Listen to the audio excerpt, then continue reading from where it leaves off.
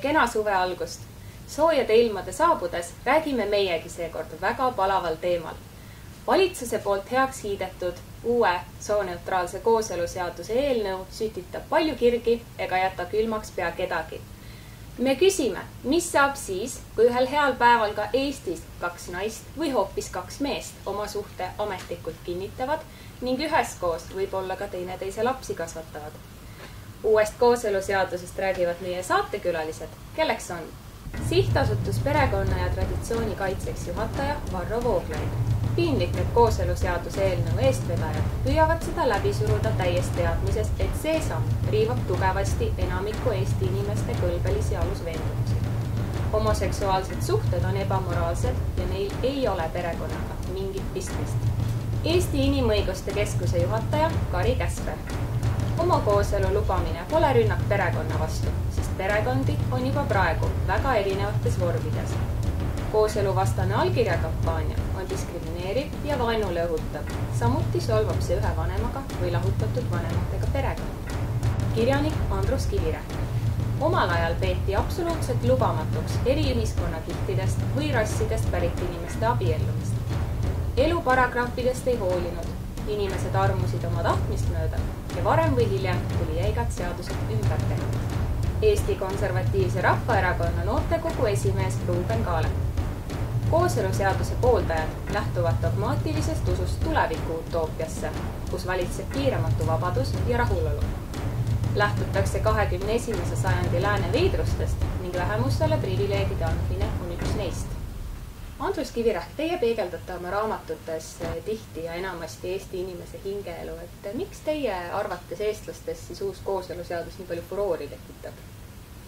Kas ta tekitabki nii väga furoori siis tegelikult? Nojah, eks muidugi kui lugeda interneti kommentaare ja siis seal nagu üht-teist... Vastased tõstavad kohe pead, kui jutt lahti läheb. No seda küll, jah. Eks ta on midagi väga uut ja harjumatut ja sellist väga võib-olla nii mõnegi inimeseks väga teistmoodi ja eks on mingid sellised kinnisideed ja põhiveendumused, mis nagu välistavad siis säärase nähtuse paljude inimeste jaoks. Aga ma arvan, et nii nagu sa siin tsitaadis ütlesid, et kunagi tundus see ju niivõrd jube, kui tõesti näiteks mustanahaline mees oleks taht valgenahalise naisega abielluda, et see on osa lubamatu või kuskil 30 aastate Saksamaal, kui juut tahtis abielluda aarialasega, siis põhimõtteliselt läksid koonduslaagrisse mõlemad. Aeg on edasi läinud ja pole nii hullu midagi, kui mõni juut aarialasega abiellub või neeger valge naisega. Küll kõik rahuneb aja jooksul. Koonduslaagritesse vast enam selle eest küll ei saadeta, kuid enne kui me jätkame, vaatame me siis kooseluseadust tutvustavat klippi. 40 Riigikogu liikme algatatud eelnõu eesmärk on tagada mitteabielulises kooselus elavate isikute piisav kaitse. Sotsiaaluuringutest nähtub, et Eestis elab suur hulk paare mitteabielulises kooselus ning ka valdav osa lapsi sünnib abieluväliselt. Sellised arengud on kaasa toonud vajaduse kooselusuhetes nõrgema poole kaitseks, suurendamaks partnerite turvatunnet, mis omakorda soodustaks laste jaoks stabiilsema kasvukeskkonna teket. Kooselulepingu saavad sõlmida 2 täisealist ja teovõimelist füüsilist isikut, olenemata soost. Samasooliste isikute püsiv kooselu kuulub õiguskantsleri arvates perekonna põhiõiguse kaitsealasse, mistõttu on praegune reguleerimatu olukord põhiseadusega vastuolus. Eelnõu eesmärgiks on seejuures mitteabielulise kooselu partneritele piisava õigusliku kaitse tagamine selliselt, et ei kahjustataks abielu institutsiooni ega vähendataks paaride motivatsiooni abielusid sõlmida. Euroopa Liidus on samasoolistel partneritel võimalik kooselu registreerida 14 riigis. Neist 4 riigis on kooselu registreerimine sooneutraalne. Varro, teie olete loonud petitsiooni samasooliste kooseluseaduse vastu. Rääkige palun, mis on selle eesmärk ja milleks see vajalik on? Tõepoolest, petitsiooni Kaitskeme üheskoos perekonda me algatasime eelmise aasta kevadel, sellepärast, et tuua kuuldavale väga paljude Eesti inimeste hääl, kes ei kiida heaks seda, et riik tahab anda oma õiguskorras õigusliku tunnustuse homoseksuaalsetele suhetele, justkui need oleksid perekondlikud suhted, justkui need oleksid abieluga võrdväärsed suhted. Et enamik nendest inimestest, ma julgen väita, on täiesti sallivad inimesed, mis puutub homosuhete eksisteerimist ja kõik teavad, et need suhted eksisteerivad, kõik teavad, et need on ka varasemal ajal ühiskonnas eksisteerinud. Aga hoopis eraldi küsimus on see, kui riigilt nõutakse ühiskondlikku tunnustust sellisele eluviisile ja tahetakse seda siis tõsta nagu eriliselt esile ideaalina. Ma küsin kohe, kas siis selline perekonnamudel, kus vanemad on ühest soost, kas see ei ole perekond? Nojah, mina ei ütleski selle kohta perekonnamudel, sellepärast, et perekond on inimkooslus, mis baseerub mehe ja naise vahelisel liidul. Just sellepärast ütleb ka meie põhiseadus, et perekond rahva püsimise ja kasvamise alusena. Samas ütleb ka põhiseadus, et võrdsed õigused peaksid olema tagatud kõigile. Kahtlemata, sellega ma olen täiesti nõus ja mida ma olen ka korduvalt varem väitnud, on see, et perekond on küll konkreetne inimkooslus, abielu on konkreetse tähendusega institutsioon, aga kõigil inimestel ongi võrdne õigus luua perekond ja astuda abiellu. Ainuke asi on see, et võrdsete õiguste sildi all ei saa nõuda ühiskonna aluseks olevate institutsioonide tähenduse radikaalset ümbermääratlemist. See on midagi hoopis muud. Et kui me tahame need institutsioonid ümber määratleda, siis see on midagi, mida me võime arutada. Aga ei saa teha seda, et me ütleme, et võrdsest õigusest automaatselt tuleneb see, et me peame loobuma nende institutsioonide senisest tähendusest. Kari, kuidas teie suhtute väitesse, et see kooseluseadus on üks samm homoabielude suunas ja tegemist on lääne veidrustega ja siitsest peale läheb kõik allamäge? No, nendesse on väga raske suhtuda aga tõsiselt. Selles mõttes, et tegemist on, me räägime inimõigustest, siis inimõigused on universaalsed õigused, ei ole ainult lääne õigused ja kui me tahame, et inimõiguste kaitse oleks võrdne kõigile, siis kooseluseadus on üks võimalus seda tagada. Kas samamoodi saaks seda tõenäoliselt tagada ka abielu kõigile avamisega. Praegu on seadusandja otsustanud teha seda kooseluseaduse vormis. Aga võib-olla peaks selle kooseluseadus üldse ära jätma vahelt ja minema kohe siis homoabielude seadustamise juurde? Või oleks see liiga ränk, et me ikkagi alustame kooseluseadusest? No, inimõiguste kaitse mõttes siin suurt vahet minu jaoks ei ole, et oleneb sellest, mida nagu ühiskonnana soovitakse saavutada. Seda, et abiellumise õigus oleks sooneutraalne, seda praegu rahvusvahelised inimõiguste standardid ette ei näe. Nii et, aga samas nad näevad ette seda, et samasoolised paarid peavad saama oma perekonnale siis seadusega kaitse. Ja see, kas seda teha, mis vormis seda teha, kas seda teha abielu vormis või mingis muus vormis, see on praegu riikide vaba valiku küsimus. Aga on näha, et need riigid, mis on otsustanud kooseluseadusega sarnase seaduse vastu võtta, on hiljem iseseisvalt otsustanud, et miks siis mitte avada ka abielu samast soost inimestele.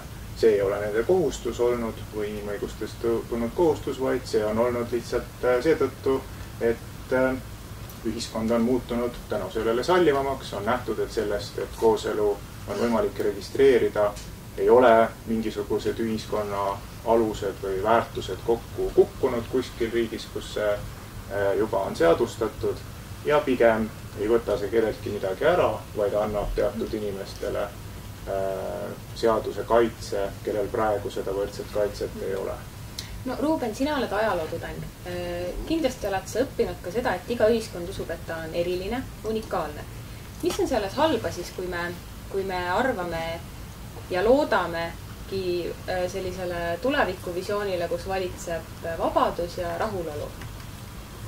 No ma arvan, et iga inimene, kes vähegi teab ajaloost ja filosoofiast sellest arengust, on tuttav nende Spengleri teooriatega, et iga kultuur tõuseb ja langeb. Ja see tähendab, et ei ole mingit lineaarset liikumist. Ja kuidas samasooliste kooselu sinna nüüd sobitub? See on põhimõtteliselt, ma arvan, et see on üks sümptom lääne dekadentsist. Meil on väga palju sümptomeid, aga ma arvan, et see ei ole otseselt põhjus, aga see käib nendega koos. Ja no, kui ma tükk aega vaatasin kõrvalt seda debatti niimoodi, et ma olin algul sellel seisukohal, et pigem vahet ei ole, kuni me ei muuda abielu definitsiooni või perekonna definitsiooni, siis las olla see partnerlus või kooselu, kui nad tahavad seda. Aga siis ma nägin eks ole, ajakirjandusest, kuidas näiteks Varro üritab nädal aega mingit artiklit saada kuskil avaldatud, siis lõpuks avaldatakse Postimehes täiesti kärbitud kujul ja kohe kargab välja mingi 30 arvamusliidrit, kes kõik asuvad teda materdama ja tampima igasuguste hüüdnimedega ja üks kõige selliseid mõjuvamaid hetki oli see, kui ma lugesin paar nädalat tagasi Müürilehe juhtkirja, kus Varrot kutsuti igasuguste erinevate nimedega ja see lause, mis nagu pani mu aru saama, et need kooseluseaduse pooldajad on tõsised dogmaatikud, oli, et kaasaegses ühiskonnas ei tohiks sellised arvamusavaldused üldse olla lubatud. Varro, teil on erakordne võimalus praegu avaldada, missugused need kärped olid siis, mis selle artikli puhul tehti. Mis nüüd kõlamata jäi? Ei, ma selle konkreetse artikliga seonduvalt ei heidaks Postimehele ette niivõrd seda, et mõtet oleks väga muudetud, vaid lihtsalt seda, et kärbiti oma voliliselt teksti, kuigi me olime korduvalt kokku lepitud, et seda tohib teha üksnes minu nõusolekul, minuga kokku lepitud, et see oli minu meelest ajakirjanduse eetika rikkumine. Kas see jättis siis kuidagi mõne teise varjundi teie tegelikust sõnumist? No sealt jäid küll olulised sõnumid välja, seda ei saa eitada, et näiteks üks kooseluseaduse pooldajate peamistest argumentidest on see, et õiguskantsler Indrek Teder on asunud seisukohale, et põhiseadus justkui kohustaks Eesti Vabariiki võtma vastu kooseluseaduse. Samal ajal mina selle artiklist tõin välja, et härra Tederi seisukoht on meelevaldne. See lähtub eeldusest, et homoseksuaalsed suhted kujutavad ennast perekonda, aga ta ei ole seda poole sõnaga põhjendanud ja meelevaldsus nähtub sama hästi ka sellest, et eelmine õiguskantsler Allar Jõks asus juba 2006. aastal risti vastupidi selle seisukohale. Et ei Eesti põhiseadusest, ei Euroopa Liidu õigusest ega ka rahvusvahelistest inimõiguslepingutest ei tulene Eesti Vabariigile mitte kõige vähematki kohustust anda oma suhetele õiguslikku tunnustust. Ja näiteks see oli üks asi, mille Postimees jättis välja. Kari, selle juriidilise argumentatsiooni juurde seda tuleks öelda, et see Indrek Tederi seisukoht on väga põhjalik ja see on minu meelest väga selgelt juriidiliselt ka põhistatud. Allar Jõks andis oma arvamuse teistsuguse küsimuse kohta, kui teda tegi Indrek Teder ja ka Allar Jõksi ajal ei olnud Euroopa Inimõiguste Kohus veel otsustanud mitmes olulises kaasuses selle perekonna eraelu ja perekonna kaitstuse laiuse või ulatuse kohta. Ja see juhtus selles vahemikus minu meelest, kui nüüd Indrek Teder oli saanud õiguskantsleriks. Nii et kuna meie põhiseadust tõlgendame me lähtudes rahvusvahelistest inimõiguskaitse normidest ja Euroopa Inimõiguste konventsioonist, sealhulgas Euroopa Inimõiguste kohtu lahenditest, siis sellele tõlgendusele on väga raske midagi vastu öelda. Sellega on nõustunud ka näiteks põhiseaduse kommenteeritud väljaande autorid. Minu arvates otse vastupidi repliigi korras. Minu meelest on sellele arvamusele väga lihtne vastu väita. Et kui õiguskantsler Allar Jõks ütles, et perekond põhiseaduse mõtte kohaselt kujutab endast mehe ja naise vahelist liitu, sellisena põhiseadus loodi, sellisena ta on mõeldud, siis ei ole võimalik, et nagu mingisuguste mõne aastate jooksul järsku põhiseaduse tähendus sellise radikaalsel moel transformeerub. Järelikult me näeme, et küsimus sellest, mis on perekond ja mis ei ole, on väga sisuline ja oluline küsimus. Ja mida Teder on teinud, on see, et ta on lihtsalt eeldanud täiesti meelevaldselt, mina olen ka seda arvamust korduvalt lugenud, seda võib igaks uuesti lugeda, ta ei põhjenda poole sõnagagi, miks peaks homoseksuaalsete paaride kooslust käsitlema perekonnana. Jah, need on leibkonnad, aga kust võtab meie eeldus, et see on perekond? Andrus, öelge palun teie, kas põhiseadus on tõlgendamise küsimus? Tähendab, minu arust see teema üldse on nagu laiem või et siin nagu minna nüüd, mida räägib õiguskantsler või mida ütleb põhiseadus, see pole nagu niivõrd oluline. Et lihtsalt need, just nimelt, need mõisted perekond ja abielu on minu arust kuidagi üle müstifitseeritud. Nad on viimaste üle paari tuhande aasta jooksul mattunud mingite selliste mõistetele, et mis see abielu siis on. Abielu, kui kaks inimest armastavad, teineteist otsustavad koos elama hakata, tegelikult sellest piisab. Paraku me ei ela ideaalses ühiskonnas, kus maksaks ainult sõna või on vaja ka mingit paberit. Seetõttu tuleb minna kuskile ja anda mingi allkiri. Jah, et me oleme abielus, see on kõik tegelikult. Ja seal ei ole mitte mingit vahet, kas lähevad mees ja naine seda allkiri andma või kaks meest või kaks naist. Tegelikult ei ole see nagu mingit erinevus selles mõttes. Et me nüüd lähme edasi muidugi sellest, et kas neil võivad olla lapsed ja nii edasi. See on hoopis teine teema, eks ole. Ega tänapäeval lapsendamine ei käi ka niimoodi, et nüüd iga heteroseksuaalne paar peab saama lapsendada endale lapse. Loomulikult mitte, eks ole, et seda vaadatakse väga hoolikalt, milline perekond üldse on selleks sobiv. Ja enamus heteroseksuaalseid paar ei ole selleks sobiv.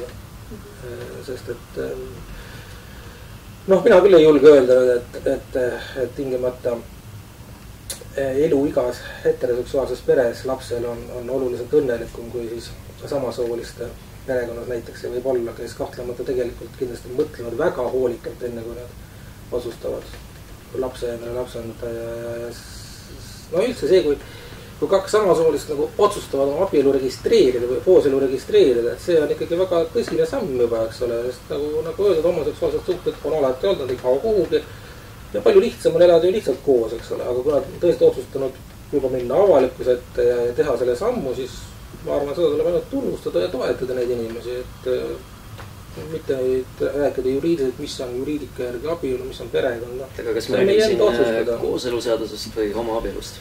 Tähendab, minu jaoks, mina näiteks ei näe mõtet sellel vaheetapil kooseluseadus, et minu jaoks, seal ei olegi vahet kooselul ja abielu. Ma ei näe seal mitte mingit erinevust tegelikult. Kena, aga enne veel, kui me jätkame, meie toimetaja Jakob käis Tallinna inimestelt uurimas, kuidas nemad uude seadusesse suhtuvad. Te arvate, kas homodel peaksid olema rohkem seadusest tulenevaid õigusi? No ma ei tea, minu arust nagu kõik inimesed peaksid olema nagu võrdsete õigustega. Nii palju ma oskan öelda selle kohta. Ma isegi ei oska vastata sellisele asjale, absoluutselt ei huvita. Kõikidel inimestel võiksid olla inimõigused ja ma loodan, et me saame kokku leppida selles suhtes. Saame omavahel kompromissi leida, mis rahuldab kõiki ja see oleks kõige parem. Et seda asja üritakse nagu peale suruda rahvale rohkem, kui neid homosid iseenesest nagu tekib või liina. Ausalt ei ole väga arvamust selle kohas, et minu pärast võib see olla või mitte olla. Arvan, et ei peaks selle vastu sõna võtma need, keda see ennast ei puuduta. Ärgu ainult niiviisi väljendagu nii, et me läheme nüüd tänaval, eks ju, et me oleme suured sõbrad, eks ju, ja paneme keelega kurku ja võib ju seda normaalselt teha ju. Ega ma päris õigeks ei pea seda. See on mu isiklik arvamus. Ja miks? No abielu on ikkagi kahe eri sugupoole abielu. Ja kui lapsed sünnivad, on ikka neil vanemad olemas ja kõik õige, et nii olema peab. Ma ei tea, mul ei ole selle kohta erilist seisukohta. Ma ei kujuta ette, mida see seadus neile halba teeb. Miks mitte? Nad on inimesed ju. Nad on inimesed nagu inimesed ikka, mis see minu asi on, kellega ta tahab abielluda või kellega ta ei taha abielluda. Ma arvan, et kuna põhiseadus ikkagi kaitseb perekonda, mis on naise ja mehe vaheline liit ja siis nende lapsed, siis ei tohiks teha muid seadusi, mis perekonda lõhkuma hakkavad, et see on täiesti põhiseadusega vastuolus ja mina seda mingil juhul õigeks ei pea. No klipis jagunesid arvamused põhimõtteliselt pooleks. Karin, usun, et te olete nõus, kui ma ütlen, et eestlane on muidu igati uuendusmeelne inimene, et kõikide progresside suhtes, mis me siin Eestis oleme teinud, tunneme meie uhkust, aga miks tuleb ikkagi nii suur sein ette ikkagi, ütleme, kui mitte poolel, siis peaaegu poolel meie elanikkonnast? Kas see on lihtsalt aja ja generatsiooni küsimus? No, mingil määral kindlasti. Me oleme hästi uuenduslikud, mis puudutab võib-olla majandust või tehnoloogiat ja sotsiaalsetes küsimustes mitte nii väga. Kui vaadata ka näiteks soolist palgalõhe, mis Eestis on kõige suurem Euroopa Liidus ja teisi näitajaid, mis puudutavad ka üldisi ksenofoobiat, muid selliseid näitajaid, siis ei ole asi küll nii uuendusmeelne, kui see võib-olla paistab. Sotsiaalselt Eesti inimesed on suhteliselt tegelikult konservatiivsed. Kas see võiks olla ka nõukogude aja pärand? No osaliselt kindlasti, et selge on see, et seda ei saa jätta seda ei saa arvestamata jätta, et kui me vaatame, aga me oleme teinud ka küsitlusi selle kohta, et kuidas inimesed suhtuvad, millised hoiakud neil on siis nii homoseksuaalsusesse üldiselt kui ka kooseluseadusesse, siis seal eristuvad väga selgelt sellised nagu alla 30-aastased, kes on siis valdavad suures enamuses pooldaval seisukohal ja ütleme seal üle 40-sed, üle 50-sed, kus on see, mida vanemaks läheb, seda vähem on nagu see sallivus selle teema suhtes. Pluss on ka siis sellised erisused linna ja maaelanike vahel, Eesti kodanike ja mittekodanike vahel, haridustasemest tulenevalt, ka toimetulekust tulenevalt, et need inimesed, kes tulevad halvemini toime, et eks nad ikka otsivad ka neid, keda süüdistada oma probleemides ja noh, eks siis ole need erinevad vähemused sageli need, kes siis jäävad selleks patuoina rolli. No Ruuben, sina oled noor inimene, ometi sa oled vastu. Jah, ma ei ole Kariga üldse nõus selles, kuidas ta põhjendab seda eestlastele omast lähtumist traditsioonilistest väärtustest, et minu arvates sellel on väga hea põhjus. Miks me erinevalt paljudest lääne suurrahvastest ikkagi püüame elus hoida seda, mis on meile omane. Et meil on silmad ees see, kuidas meie sugulasrahvad kuskil Venemaal on välja suremas. Mille põhjal me väidame, et see on meile omane? Noh, Kari just tõi välja, et see nii-öelda progress tegelikult mina isiklikult arvan, et eksisteerib ka ainult tehnoloogias ja majanduses. Aga et me ei käi kaasas nende moevooludega, mis tulevad läänest. Okei. Varro klipis kõlas ka seisukoht, et inimesed, keda see seadus ei puuduta, et nendel justkui polekski põhjust üleüldse sõna võtta sel teemal. Et kuidas moodi see siis tungib näiteks teie isiklikku sfääri või minu isiklikku sfääri, keda see kooseluseadus põhimõtteliselt ei puuduta? No, esiteks ma ei saa kuidagi nõus olla selle väitega, et ei puuduta kedagi teist kui inimesi, kes tahaksid oma kooselu registreerida. No, nagu ma ei saa olla nõus ka paljude teiste väidetega, mis on siin esitatud, aga millele ei avane võimalust vastata. See puudutab teisi inimesi ühel väga lihtsal moel. Esiteks, ja ma tooksin 2 aspekti välja. Esimene on see, et me räägime meie ühiskonna alusväärtuste ümberdefineerimisest. Põhiseadus ütleb, et perekond on rahva püsimise, kasvamise ning ühiskonna alus. Ja me räägime siin sellest, et me tahame õiguslikult, me ei taha, aga siis teatud huvigrupid ja nende toetajatena siis parlament püüab ümber defineerida meie ühiskonna alusväärtused. Ja ma arvan, et iga inimene tunneb ennast puudutatuna, kui muudetakse ära ühiskonna alusväärtused, siis me kõik oleme selle ühiskonna osa. See on meie riik, me peame kuidagi suutma ennast sellega identifitseerida. Ja näiteks tõi välja ka Moskva patriarhaadi Eesti õigeusu kiriku metropoliit Kornelius oma Riigikogule saadetud kirjas, et kui parlament surub sellise seaduse läbi teadmises, et ülisuur osa populatsioonist seda ei toeta, siis see tegelikult kujutab olukorda, kus inimesed tõugatakse riigist eemal. Sest nad näevad, et riik hakkab kehtestama mingisugust nii-öelda väärtusi, mis on nende jaoks mitte väärtused, vaid rünnakud selle vastu, mida nemad peavad väärtuseks. Seda esiteks. Aga teiseks on oluline täheldada ka seda, et me ei räägi siin kooseluseadusest kui mingisugusest asjast iseenesest, mingist eraldiseisvast nähtusest. See on ilmselgelt osa suuremast homoliikumise projektist, mille eesmärgid on palju kaugemad. Juba mainiti siin, ütleme, homoabielu, eks, nii nimetatud homoabielu. Et tegelikult me teame, et tahetakse defineerida ümber ka abielu mõiste, aga põhjus, miks seda ei tehta, on see, et kui kohe mindaks abielu kallale, siis oleks väga palju rohkem rahva vastuseisu. Praegu räägitakse, et tegemist on kooseluseadusega, sooneutraalne, seda on vaja meestele ja naistele, mis ei vasta tõele ja nii edasi. Ja nii edasi ja nii edasi. Me võime vaadata ka näiteks võrdõiguslikus voliniku Mari-Liis Sepperi avaldusi, kes juba praegu ütleb, et näiteks selline tegevus nagu sihtasutus perekonna traditsiooni kaitseks teeb, tuleks ära keelata. Et see peaks olema seaduse vastane. Ja mida me siis teeme?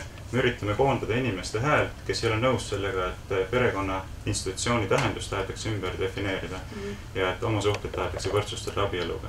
Nii et me näeme, kuidas see hakkab väga selgelt puudutab teiste inimeste õigusi. Kui meil oleks palju aega, kui te annaksite mulle 10 minutit, ma võin teile anda pika ülevaate lääneriikidest. Kõik võimalikest kaasustest, mis näitavad, kuidas see hakkab mõjutama paljude teiste inimeste elu. Aga ma kardan, et selleks mul ei ole vist praegu võimalust. Ma võtaksin sõnasabast kinni küsiks oponentidelt, et miks te olete vastu selle kooseluseaduse panemisele rahvahääletusele? Miks ta peaks rahvahääletuselt läbi minema? Enamus seadusi, mis Riigikogu vastu võtab, ei käi Eestis läbi rahvahääletusele. Ma leian, et see on vale. See on hoopis teine küsimus, et siis peaks seda põhiseadust üldse muutma. No ma arvan, et Šveitsi teed, kus kõik asjad peavad rahvahääletusele. No ilmselgelt tunnistage seda, te olete sellepärast vastu, et teate, et see ei läheks rahvahääletusele läbi. Ja siis kui suurem osa rahvast on sellele vastu, mingile reformile, mida te tahate tegelikult riigi institutsioonide kaudu rahvale peale suruda, siis teil peab olema väga hea põhjendus, miks te tahate seda reformi teha. Ma ütleks, et minu jaoks ei ole nüüd ka mingisugune tragöödia, kui see asi läbi ei läheks, et selles mõttes ma olen nõus väga enamuse nende inimestega, kelle käest küsiti, et tõesti see on nii pisiasi, et siin ei ole nagu põhjust rabeleda ja olla nii väga vastu või et noh, et selle asemel, et lähtuda sellisest nüüd põhiseadusest, ma soovitaks lähtuda sellistest kristlikest põhimõtetest, mis on tolerantsus ja alastus. Ma võib-olla lisaksin siia juurde, et referendumid kui sellised iseenesest on väga halvad rahva arvamuse sellised indikaatorid, sest need tavaliselt lähevad just selliste lihtsustatud sloganlike ka ütleme selliste eelarvamuste ja valeinfo levitamise tõttu sellisele tasandile, kus tegelikult ei ole see küsimus, mida nagu arutatakse, ei ole see, mille üle hääletatakse. Nii et seal on see võimalus, et inimesed ei avalda referendum peaks toimuma sellises küsimuses, kui inimesed saavad avaldada oma informeeritud arvamust. Ja selles küsimuses nad seda sellisel juhul ju teha ei saa, kui need samad käib selline valeinfo ja müütide levitamine. Ja teine olulisem fakt, miks mina näiteks ei toeta referendumit selles küsimuses, on see, et minu jaoks inimõigused ei ole asjad, mida saab panna referendumile. Et me ei saa küsida enamuse käest, kas sellel, teisel või kolmandal vähemusgrupil peaks olema mingisugune inimõigus või mitte. Et seda ei tee ükski demokraatlik riik ja igas demokraatlikus riigis on põhiseadustega paika pandud vähemuste õigused ja kaitse selle eest, et enamus ei hakkaks neid õigusi riivama või rikkuma. Nii et ütleme selge on see, et seksuaalvähemused ei saa kunagi ise olla enamus. Nii et kui me hakkame nende inimeste elu üle otsustama referendumitega, siis nemad ise ei saa kunagi olla see enamus, kes otsustab. Et see on täiesti vale ja seda näiteks seesama juhtus ka Ameerika Ühendriikides, kus oli siis see kuulus Prop 8 kohtuvaidlus, kus California osariigis rahvahääletusel inimesed hääletasid siis samasooliste abielude vastu, aga kohtutes kohtunikud leidsid, et see on põhiseaduse vastane, see rikub inimõigusi ja enamusel ei ole õigust otsustada sellises küsimuses nende inimõiguste kehtivuse üle vähemuse suhtes. Seda on seda ka parlamendil ei ole seda õigust kellegi inimõigusi rikkuda. Varro, mis te arvate sellest, et rahvahääletus teeks liiga vähemusele, kes kunagi ei saa olla enamus ja rikuks nende inimõigusi? Jällegi ma tunnen, et väga raske on sellises olukorras praegu edasi minna uue küsimuse juurde, kui teine pool esitab mitmeid väiteid, millega see mitte kuidagi nõus on. Eks näiteks härra Kivirähk tõi välja, et niisugust pisiasja ei ole vaja rahvahääletusele panna. Mis jutt see on? Mis pisiasi? Põhiseaduse paragrahv 27 ütleb selgesõnaliselt. Perekond rahva püsimise ja kasvamise ning ühiskonna alusena on riigi kaitse. See on ühiskonna alus. Aga ka nendes peres kuidas saab öelda, et ühiskonna aluste ümberdefineerimine on pisiasi? See ei ole pisiasi.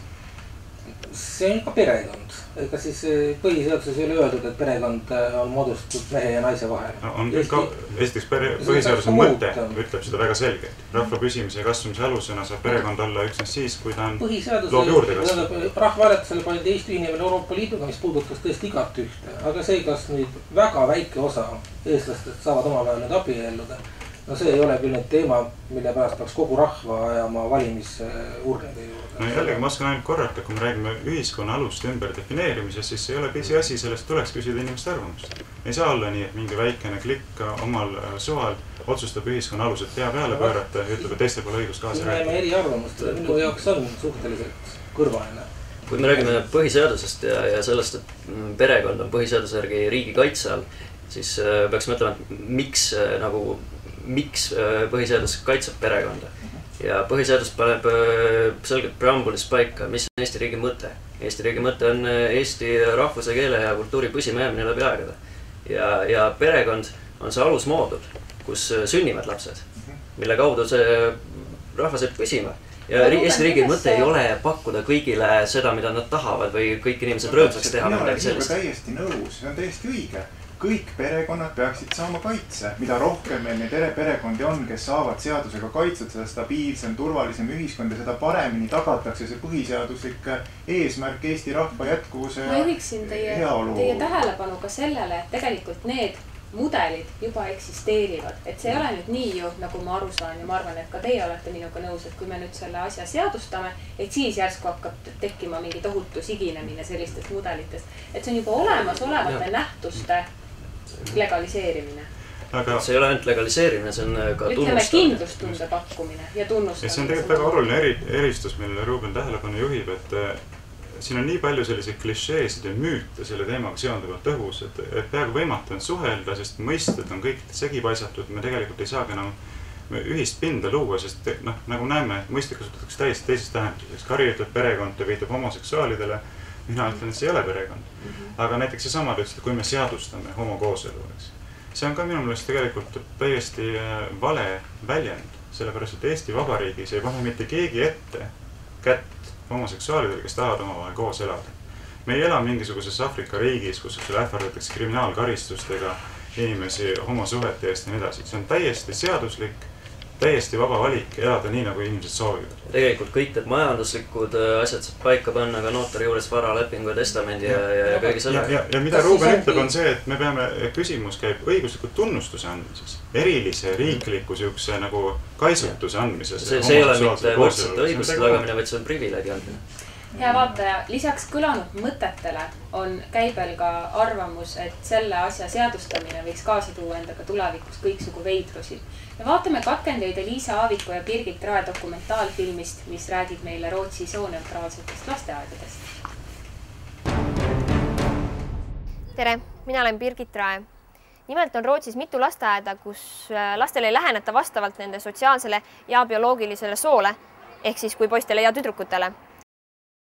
Meie ühiskonnas on soostereotüüpide väljakujunemisel sotsialiseerumisprotsessis veel oluline koht. Seda mõjutavad eelkõige perekond, meedia ja ühiskond, ent ka haridussüsteem. Teatud mõttes ei ole see isegi imekspandav, et säärane meetod on eriti populaarne just Rootsis. Nimelt on Rootsi kuningriik võitluses soolise ebavõrdsuse vastu maailmas üks eesrindlikumaid. Lapsi kutsutakse sõbrakesteks või siis neile viitamiseks kasutatakse rootsikeelset sõna hen, mis on kesksooline asesõna. Ka mängud ja raamatud on hoolega valitud. Need ei tohi peegeldada traditsioonilisi soorolle ega kasvatust. Näiteks on riiulis raamat 2 isasest kaelkirjakust, kes adopteerivad beebikrokodilli. Meie jaoks eraldiseisvad poiste ja tüdrukute mänguasjad on Nikolai Gardenis paigutatud läbisegi, et julgustada lapsi mängima kõigega. Lapsed Nikolai Gardeni eelkoolis on 1–6-aastased. See on vanus, kus on neid tarvis vormida ning keskkond, milles nad elavad, saab määravaks nende edasises käitumises ning ümbruskonna tajumises. Sooline võrdõiguslikkus on väga tähtis ning see poliitika on ajaga ka jõudsasti arenenud. Kui poistel on võimalus käia ringi roosade seelikute ning lakitud küntega, võib seda kohe kindlasti nimetada sooliseks võrdsuseks. No kui me keerame nüüd natuke veel vinti peale ja läheme sammukese edasi ja läheme tõesti siis adopteerimise ja laste kasvatamise temaatika juurde, siis kas see võiks üldse kunagi ning kui jah, siis millal Eestis saada reaalsuseks, Andrus? Mis te sellisest nähtusest arvate? Sa mõtled nüüd? Ma mõtlen sooneutraalseid lasteaeda, kus roosade seelikute kandmine. Tegelikult samasoolist abielu ja sooneutraalsus on erinevad asjad, eks ole. Et samasoolised tahavad just sellepärast abielud, et neile meeldib samast soost isik, mitte mingisugune kesksool. Aga kas see võiks olla samm ka selliste nähtusteni? See tundub nagu selline liialdatud asi ja ma nagu ei, mis me peaks selle teema praegu üldse sisse tooma, et see nagu ei seostu selle konkreetse probleemiga. No siin vastased nimetavadki just, et see on vaid üks samm ja siis on dekadents ja meil on sellised nähtused siin. Minu jaoks üldse see sõna sooneutraalne on suhteliselt halb või selline hästi halva kõlaga või kujundiga, et jätab sellise tavainimesele sellise suhteliselt kummalise või eksitava mulje tegelikult, mida tahetakse saavutada. Tahetakse sooneutraalne ei tähenda seda, et meil on mingisugused kesksoost või mõlemast soost inimesed, vaid see tähendab seda, et igaühel on võimalus elada selliselt, nagu ta ise soovib ja nagu ta enda identiteet talle siis sobib. Et ta ei pea olema ühiskonna poolt surutud tegema asju, mida ta tegelikult ise teha ei taha või olema selline, nagu ta ise sisimas tunneb, et ta ei ole. Et selles mõttes ma arvan, et Eesti võiks liikuda rohkem küll selles suunas, et ka soolise võrdõiguslikkuse valdkonnas mõelda nende soo stereotüüpide peale, vaadata, et kas meil ikka peavad olema, ma ei tea, mänguasja poodides poiste ja tüdrukute riiulid, et kas mis sõnumeid ja signaale see ühiskonnale tegelikult annab. Aga need asjad, ma olen Andrusega selles mõttes nõus, et need asjad on teineteisest täiesti selles mõttes eraldi, et sama hästi võib hakata käsitlema siin kõrval veel mingisuguseid huvitavaid ühiskondlikke muutusi või sotsiaalseid arenguid, mis erinevates riikides on toimunud, et ma ei näe nagu siin, et sellepärast, et mingid asjad toimuvad samaaegselt, mingid arengud, mingil määral nad võib-olla on seotud, aga nad ei pea tingimata olema, siin ei pea olema kausaalselt seost, et üks põhjustab teist või vastupidi. No Ruuben, kas on siin kausaalne seos, et kas need asjad on ka teie silmis eraldi või on üksid teiseni? Mingil määral võib üks teiseni, aga nagu ma enne juba välja tõin, siis need on kõik sümptomid ühes protsessis, mille nimi on Euroopa dekadents ja ma tooks sellega seoses välja ühe geopoliitilise julgeoleku riski tegelikult. Kui me läheme selles samas suunas edasi, siis me sellega teeme Venemaast traditsiooniliste väärtuste kaitse Euroopas. Ja minu arvates see on väga ohtlik suundumus. Samas Venemaa on ju ka tuntud igasuguste muude avalike ja mitteavalike represseerimiste poolest. Kas seda peaks siis tunnustama? Ei, ma räägin sellest, et kui siin kuskil 50 aasta pärast peaks tekkima konflikt Euroopa ja Venemaa vahel, kui Euroopa on selleks ajaks täiesti, eks ole, liikunud selles sooneutraalses suunas ja kõik inimesed sellest ideoloogiast lähtuvalt on nii pehmed ja need traditsioonilised väärtused on kadunud, eks ole, siis nende inimeste jaoks, kes veel hoiavad elus neid väärtusi, Venemaa on sellest tuleviku konfliktis nagu good guys. Vaatame, et Venemaa ei jää ka sama võikaks kui praegu. Et ta jõuab ka siiski paremal maailmale järele. No Varro lühidalt, kas üks viid teiseni? No ma arvan, et see väga primitiivne ja selline lausa karikatuurne nägemus, kui me kooseluseaduse vastu võtame, siis on meil põhjusliku ahel reaktsioonina kohe ka sooneutraalsed lasteaiad. Kindlasti küsimus ei ole mõttekas formuleerida sellisel viisil. Küsimus on tõepoolest pigem selles, mida Ruuben ka viitas, et meil on tegemist lääne ühiskonnas on tegemist suure kõlbelise dekadentsiga. Ma arvan, et seda on väga raske eitada. Kui me vaatame paljusid sümptomeid, mida me näeme, vaatame tohutult plahvatuslikku suurt abielulahutuste arvu 60 aastatest saadik, vaatame abortide plahvatuslikku kasvu, vaatame palju on lapsi, kes elavad ühe vanemaga, perekonnad on puruks läinud, et eks ole samamoodi me vaatame, kuidas järjest rohkem tunnustatakse homoseksuaalseid suhteid ja järjest rohkem need asjad, mida peeti nagu õigeks ja heaks ja normaalseks.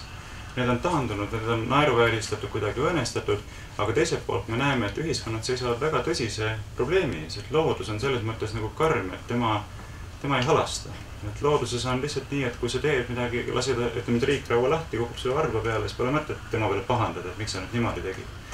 Ja Eestis me näeme selle sama asja, kui me vaatame sündivust praegusel hetkel, see Eesti Vabariigis pole juba 90 aastate lõpus saadik, 90 aastate algusest saadik peaaegu olnud ühtegi aastat, kus meil oleks sündivus taastootmistasemel. Ja praegu on ta juba palju aastaid olnud circa 1/4 või isegi 1/3 vähem iga aasta, kui oleks tarvis selleks, et rahva arvu taastoota.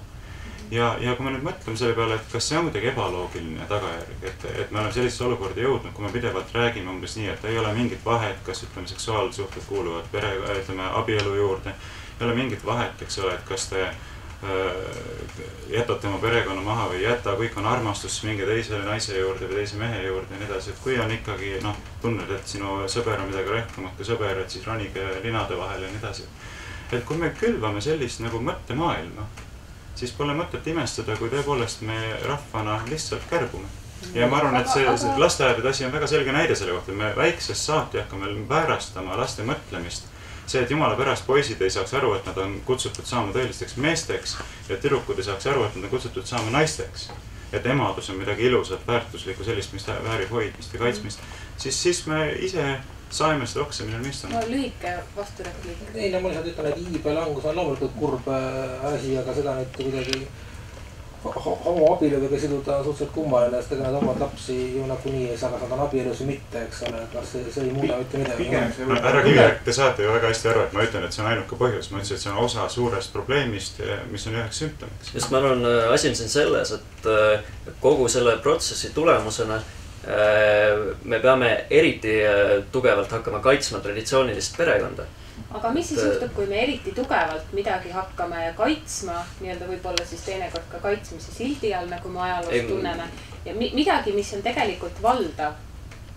Selles mõttes valdav, et on ühiskondlik nähtus ja me hakkame sellele jõuliselt vastu. See mureneb üha rohkem, see idee traditsioonilisest perekonnast. Võib-olla siin nagu selle väärtuste teema kohta rääkida, et Varro väga õigelt ütles, et tema ütleme, kitsas huvi on tegelikult kristlik, taastada kuidagi kristlik traditsioon ja ühiskonnakorraldus rajada hoopis teistele alustele, kui see täna on. Et täna on selgelt selle moraali aluseks on rahvusvahelised inimõigused, indiviidi õigus ise otsustada oma elu üle, oma valikute üle ja sellele keskneb nagu selline, ütleme, liberaalne, demokraatlik maailmakord. Kui nüüd on soov seda muuta, eks ole, kindlasti on neid alati igas ühiskonnakorras on need inimesed, kes soovivad sellist ühiskonnakorraldust muuta või keerata aega tagasi, minna tagasi sellesse aega, kus siis oligi 100 aastat tagasi võib-olla suured pered, sellepärast et naiste roll oli teistsugune, meeste roll oli teistsugune. Et kui me tahame, küsimus on siin väga selgelt selles, et milliseid väärtusi me pooldame. Tänane Eesti riik, Eesti põhiseadus on rajatud inimõiguste kaitsele, liberaalsele, demokraatlikule ühiskonnakorraldusele, et rahva kestmine on osa sellest, et see on just selline riik ja selline rahvas, mis austab neid väärtusi, mitte ei saa öelda, et me saame selle rahvuse kestmise nimel, põhimõtteliselt me võiksime siis minna üle ka totalitaarsesse mingisugusesse sellisesse mingisuguse sellise kristliku fundamentaalse totalitaarse ühiskonnani, kus kõige lisaveelmõned omadust sõnad äkki, et eesmärk on siis rahvuse taastootmine ja ainus eesmärk olenemata sellest, millistes tingimustes või millises olukorras rahvas ja rahvus elab, siis see on nagu teine, see on selline kitsas konkreetse huvirühma soov seda sellist olukorda kehtestada ja kui nad seda soovivad, neil on õigus see välja öelda, see on ka üks osa inimõigustest ja see on väga hea, et isegi kui me ei saanud praegusest avaldusest mingit muud kasulikku informatsiooni, siis me vähemalt nägime, kuidas väga elegantselt saab panna teisele inimesele sõnad suhu ja siis tugevate emotsionaalsete aktsentidega rünnata midagi sellist, mida tema pole väitnud. Nii et selles mõttes suurepärane näide.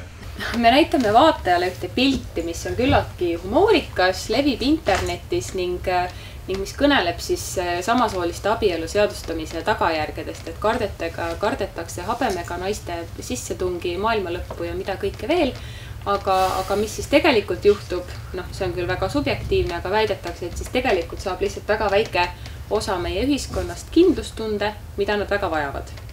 Et mis te arvate, peab see paika või on see selline mingisugune pilapilt rohkem? Et Kari, mis siis nüüd juhtub, kui see seadus suure tõenäosusega ikkagi 2015 jaanuaris vastu võetakse?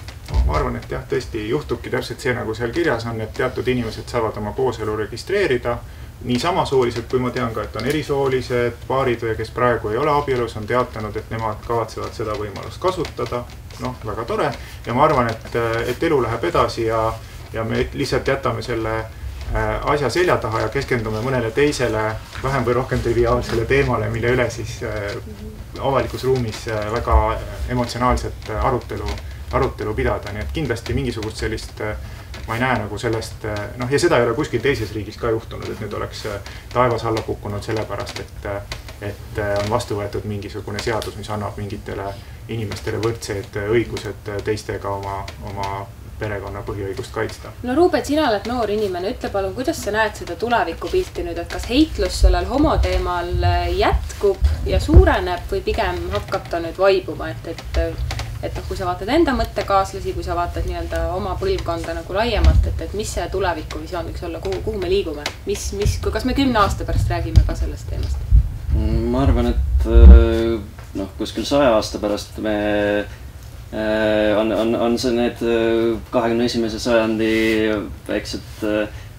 väiksed ideed ära unustatud ammu. Et see on vaibunud kogu see temaatika 100 aasta pärast? Jah, et sellele vaadatakse tagasi, nagu me tänapäeval vaatame mingeid keskaegseid naljakaid, ma ei tea, seadusi, eks ole. No see on kahtlemata huvitav lähenemine, et võtame viimase ringi juhtmõtte. Varro, teil on võimalus kõik, mis te kirja panite praegu. No, mina kasutaksin oma juhtmõtte väljendamiseks võimalust vastata teie viimasele küsimusele, et mis siis saama hakkab, et muidugi ei kuku taevas maa peal üle. Loomulikult, et pole mõtet ka selliseid klišeesid minu meelest üldse nagu visandada, nagu keegi arvaks, et kukub taevas maa peale. Küll aga teame me seda, mis on järgmised asjad, kui see seadus võetakse vastu, mille nimel me töötame, et seda juhtuks loomulikult ja ma ei arva, et sugugi nii kindel on. Aga järgmist asjad hakatakse nõudma abielu ümber defineerimist, hakatakse nõudma homoseksuaalide täielikku lapsendamise õiguse andmist, et nad saaks ka täiesti võõraid lapsi lapsendada, hakatakse nõudma, et vaenu õhutamise seaduste definitsioonide laiendamist, et need inimesed, kes ei nõustu homoliikumise nõudmistega, saaks karistust ähvardusel vaikima sundida, hakatakse karistama neid ettevõtjaid, kes ei ole nõus pakkuma oma teenuseid näiteks kõik võimalikeks homopulmadeks, eks ole, lilleseadjaid, muusikuid, hotelli omanikke, bioruumide omanikke. Ja kindlasti, mis hakkab toimuma, on see, et väga suur osa Eesti ühiskonnast võõrandub riigivõimust. Näeb, et see riigivõim ei esinda enam neid, et see postuleerib õiguskorra läbi mingeid väärtusi, mida nemad käsitlevad rünnakuna oma südametunnistuste tõekspidamiste vastu. Nii et väga palju hakkab juhtuma. Kari, teie hinnangul, mis hakkab juhtuma? Mina olen näinud seda, et või nagu on, ma saan aru, teistes riikides juhtunud, et ka pärast sellise seadus vastuvõtmist on sellele ühiskonnas tekkinud paari aasta jooksul väga suur toetus. Et kui me vaatame kas või see, mis on juhtunud USA-s või mis on juhtunud teistes riikides, siis kui alguses võib-olla tõesti on seal olnud pooleks või on olnud selline, nagu Eestis on, et pool ja pool, siis pärast, kui see on vastu võetud, on näha, et see kogu see paanika, hirmutamine, kõik need kampaaniad, et need on olnud nagu tegelikult tühja asja pärast, et siis inimesed on rahunenud, on mõelnud, et väga hea, mind see ei mõjutagi ja elame edasi ja keskendume uuele teemale, mis iganes see ka ei oleks, et mina ei tea, mille üle inimesed tahavad arutada, et Varrol on siin teisi teemasid ka, abort ja muud küsimused, mis temal on plaanis, vanalinna puhastamine ja muud küsimused. No kahtlemata. Andrus, teie võimalus öelda, mis hakkab juhtuma? Ma ütleks pigem, et mis hakkab juhtuma siis, kui seda seadust vastu ei võeta, et ega loomulikult ka taevas maa peale ei kukku, aga kindlasti on jällegi suur, ma ei tea, kui suur hulk, aga mingi hulk ühiskonnast, kes omakorda pettub riigist, selline liberaalsem osa ühiskonnast ja nendes Riigikogu liikmetes, kes on lasknud ennast kuidagi ära hirmutada või endale pähe istuda ja ega siis need homoseksuaalid, kes soovivad abielluda kuidagi nagu hätta ei jää, et eks nad siis saavad ju Euroopa Liidus, paljudes riikides on see võimalik, eks nad lähevad abielluvad seal, võib-olla jäävad ka sinna elama, nii et eks me siis võib-olla kaotame nad. Nii et jah. No võimalikke stsenaariume on palju, hea vaataja, kindlasti on ka sinul oma arvamus ning meil kõigil on selleks kahtlemata õigus. Ma tänan sind meie hooaja viimases saates kaasa mõtlemast ning me kohtume uuesti juba sügisel.